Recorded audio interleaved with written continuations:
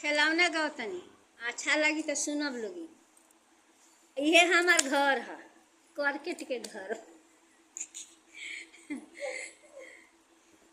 हमारा होई है होरी लवा हम बोलाई बिना नदी। हमारा होई है होरी लवा हम बोलाई बिना अपना ससुर जी से कह के मांगाई बिताबला।